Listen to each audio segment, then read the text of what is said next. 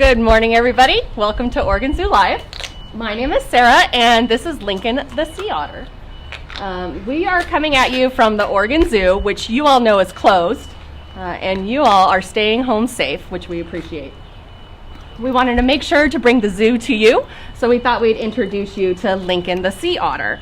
After this stream, you can click the post and do some fun in-home activities and learn more about sea otters. If we do have any technical difficulties, we apologize in advance. So this is Lincoln. We adorably call him Stinkin' Lincoln. He was found at a very young age along the California coastline. And at that time, he was taken over to Monterey Bay Aquarium, where they have a really wonderful seafood or rehabilitation program. That program uses surrogate otter moms to teach other otters how to be otters. It's actually really effective. And after they are reintroduced, they are monitored and make sure that they're healthy and safe. Well, unfortunately, during Lincoln's stay, he was very young and there was no surrogate available for him, so he was deemed non-releasable. And at that time, there was no other home for him, so he became a permanent resident here at the Oregon Zoo. Sarah, Anna wants to know, how did Lincoln get his name? Well, that's a very good question. Lincoln was actually named after a well-known destination here along our Oregon coast. It's called Lincoln City. In Lincoln City, we used to be an area where you could see sea otters along the coastline. Unfortunately, otters are now extinct along the Oregon coastline, so we named him Lincoln to bring awareness to that. Stephanie's asking if Lincoln's learning how to play basketball like Juno and Eddie. Well, I'm glad Stephanie is following. He is learning. Lincoln is only 2 years of age. We taught Juno and Eddie basketball to help with some arthritic issues on their shoulders. Lincoln being young, he doesn't quite have those issues, but in the future it could be a possibility. So we definitely want to get him learning that behavior, and so we're just in the beginning stages of that. Sarah wants to know what Lincoln's eating here. Oh, that's a very good question. You want to zoom in here? There's lots of goodies. Lincoln eats all kinds of stuff. We have right now, this is Manila clam. Oh, he loves it. One of his favorites. We have crab, we have shrimp, capelin, squid, all kinds of good stuff. On occasion, he also gets urchin, and sometimes he'll get live crab as well. Megan is asking, what sounds do sea otters make? Oh, that's an interesting question. They make a really kind of high-pitched squeaking noise. Males will also do a grunting noise. And I've also worked with a northern sea otter that made sort of a humming noise when he ate. It is the sweetest sound I ever heard. It's your paw. Oh, that's a good boy. Brittany wants to know, how old will Lincoln get? That's a great question. Otters live to be about 15 years of age in the wild, but here at the Oregon Zoo, we've had an otter live to be in its early 20s. So he is well cared for here. They get their 6 square meals a day, their full medical benefit package. So they have a pretty easy lifestyle here. So speaking of all those square meals a day, Jenna's asking, how much does he eat? Well, that's also a really great question. Sea otters have to survive in that really cold, frigid water. So to do that, they have a really high metabolism. These guys can eat about 25% of their body weight every single day. For me, if I were to eat 25% of my body weight, that's going to be over 40 quarter pounders every single day. But as you can see, Lincoln doesn't eat quarter pounders. He eats really great seafood, and he eats about 12.5 pounds a day. Sarah, can you tell us a little bit about this seafood and the connection with Seafood Watch? Yeah, you bet. Here at the Oregon Zoo, we like to purchase seafood sustainably. And if you would like to purchase seafood sustainably, you can follow the Seafood Watch program. There's an app for that. And you can also check out more information on the Monterey Bay Aquarium website. It is a really easy program, and it has a red light, green light, yellow light system. Red light meaning stop, do not purchase. It is not sustainable and unrecommended. Yellow light means maybe consider another option, and green light means go. So yes, find out more about that, purchase sustainable, and help control the marine aquatic ecosystem. So we had a great question about what's the difference between sea otters and river otters? That's a great question. One that often comes up, people will say that they saw an otter along our Oregon coastline. Actually, the last sighting was of a single male in 2009 in Depot Bay. Good boy. So oftentimes, if you're seeing an otter along the coastline, you're seeing a river otter. It's very common for them to head all the way down to the ocean. They hunt similar food as sea otters do, but they actually look quite different. One easy way to tell them apart is sea otters will be on their back, and they use their chest sort of as a dinner plate, where river otters will swim on their bellies. Sea otters are also a lot larger than river otters. Sea otters typically have only one pup, where river otters will have multiple. There's just quite a few differences, but I think the easiest way to spot them is just to tell how they're swimming. So we got a question from Cora, who I think said is 9 years old. How fast can sea otters swim? This might be a tough question here. That I believe it is 6 miles an hour, but Cora, you're going to have to Google that one. Okay, Evelyn wants to know a little bit about the reintroduction or the potential reintroduction effort in Oregon. Yeah, there has been one attempt in the past that was unsuccessful, but they're working on another attempt. And when I say they, I'm talking about the Alaka Alliance. They're a nonprofit organization here in Oregon. They're working to reintroduce sea otters to the area. Part of the problem is limited habitat, and the Alaka Alliance is working to solve that problem. Nice potty, Lincoln. You can check out more about the Alaka Alliance on their website, alakaalliance.org. Alaka meaning sea otter in the tribal Chinook word. Corey is asking how old Lincoln is. Lincoln is 2 years old, Corey. Stacy wants to know how long can a sea otter stay underwater? Their typical dive to forage down in the bottom of the ocean is really only 1 to 4 minutes long, but they have been known to forage for about 6 minutes. But typically they're just going to go down on the lower floor. They're going to find the snacks that they like the best, crustaceans, mollusk, urchin, things of that nature. They're going to shove all those snacks in their pocket and then bring them up to the surface. Their pocket is located right there in their armpit. Does anybody else like to shove their snacks in their armpit? I know that Lincoln does. But yeah, they'll come up to the surface and eat their snacks on the top, but only really dive for about 1 to 4 minutes, 6 minutes tops.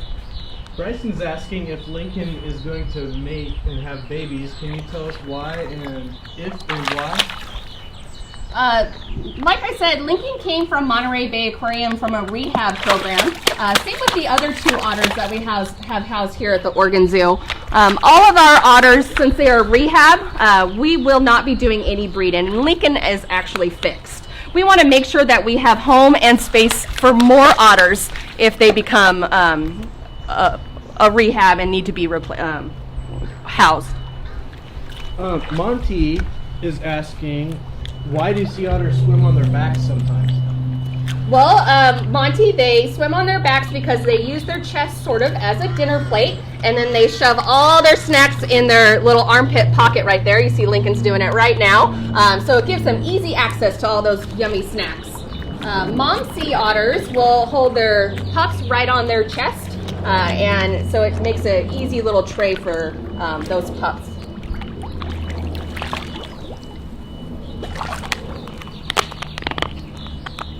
Sherry wants to know how long he can hold his breath underwater. Yeah, they're going to hold their breath similar to their diving, about 1 to 6 minutes. So Elizabeth says Adelaide wants to know what sea otters do with their babies when they have to dive to get food. That's a great question. Their babies have something called a pup coat, so it's a very dense coat. and they're kind of act as corks. They don't have the ability to dive when they're very young. So mom grooms them pretty consistently, and then when she is ready to dive and get food, she will on occasion actually tie them up on some kelp and leave them there. She'll go down for about a minute, get some food, and then come back up and grab her pup that was tied up to that kelp. So we have some questions about how many otters are living here at the zoo. Can you tell us a little bit about them too, Sarah? Yeah, we have 2 other sea otters here at the zoo. We have Juno. She is our oldest female at 6 years of age. And then we have Sushi. She is our 1-year-old female. They're all great otters. They interact with each other on a regular basis. Right now, the 2 girls are in the back holding pools having their morning breakfast, and Lincoln's out here up front. But later in the day, they'll all be reunited. Shannon's asking on behalf of her daughter, how does Lincoln float so well?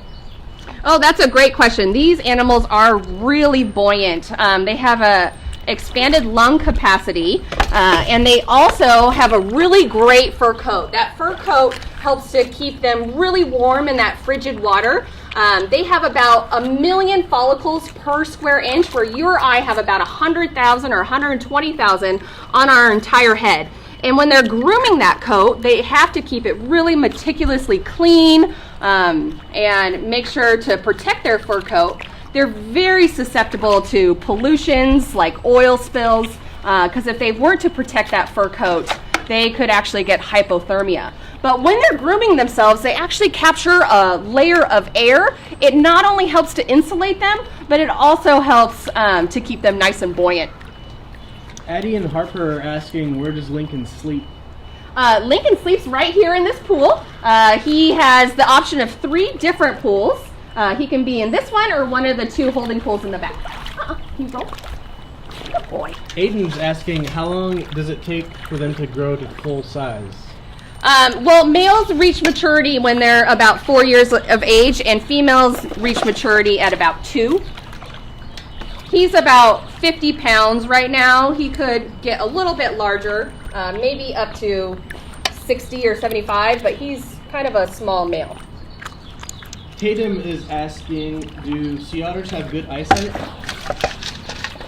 There were some studies done to see to check sea otter eyesight.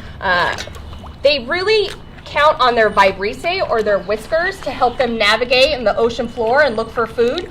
And when they're on the surface and they look for predators or anything of that nature, they're actually smelling them before they see it. And the reason why scientists know that is because when there's a high wind, they will react to predators earlier than when there's no wind at all. Baxter's asking, Sarah, what did you study to become a zookeeper? Well, Baxter, I went to a program in Moore Park called Exotic Animal Training and Management. It was a 2-year program, and then I got my degree at San Diego State, and my degree is in psychology. My interest was training, and so that's why I went into psychology.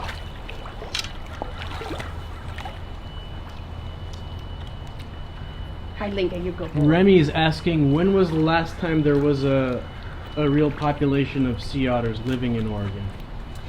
Well, unfortunately, that fur coat that I was talking about is really beneficial to otters, but it also caused them to be hunted to near extinction.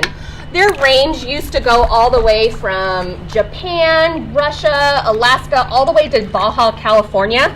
And now, unfortunately, they have pretty healthy population in Alaska and Washington, and just really small pockets over in California. Again, no otters here along our Oregon coastline. They were hunted to near extinction in the late 1800s, early 1900s. So that's when that population really declined. And the last known sighting of a sea otter was a single male in 2009 in Depot Bay along the Oregon coast. Sarah, for the folks who might have missed it before, can you tell us a little bit about why sea otters are so important to the ecosystem that they live in? Yeah, you bet. When we lost sea otters along our Oregon coast, the ecosystem really changed. The sea otters really like to be a part of the kelp forest, it is really important part of a marine ecosystem. It provides a lot of food. Like I mentioned earlier, moms also like to tie their pups up in it. And the kelp forest can also hold a lot of CO2 and control carbon emissions. So the kelp forest is really crucial. When we lost otters, we also lost a lot of the kelp forest. That's because otters are considered what is known as a keystone species. And what that is it's kind of the glue that ties their ecosystem together. Otters really like to eat things like urchin. I think I'm going to give them one right now. Here you go, buddy. Otters really like to eat urchin, and urchin really like to eat the kelp forest. So when you lose the otter population, you're going to get an increase in urchin population and then a decrease in the kelp forest. Nice work on that, Lincoln. Sir, we have a question about whether sea otters have predators in the wild. Sea otters have been known to be attacked by great whites, but they don't actually eat the otter. They must mistake them for something. They don't have any natural known predators. One of the biggest issues that they have is bacteria, parasites, diseases, pollutants, habitat degradation. So another way that you can help is if you happen to have a cat at home, make sure to just bag up that cat litter and throw it in the garbage, because cat feces actually contains a parasite which can go eventually into our oceans and cause something called toxoplasmosis for the otters. So it's just a simple way that you can help save the sea otters. I think we'll take one more question. Let's see. Let's see here. Caitlin is asking, how does he float and eat at the same time? He is very talented, right? He has some great adaptations to survive and live in the ocean. He's just very buoyant. He has a good place to stash those snacks in his armpit, and he has that nice dinner plate right there on his chest. Well, we want to thank you all for joining us today and meeting Lincoln the sea otter. And hopefully we have some good ideas about how you can be otter defenders. Again, you want to click that post and check out some more information about otters, and you can work on some of those projects at home. Thanks again for joining us. Lincoln, can I get a high five? You did so good, buddy. He says, I got so many snacks, you're leaving me hanging. You're a good boy.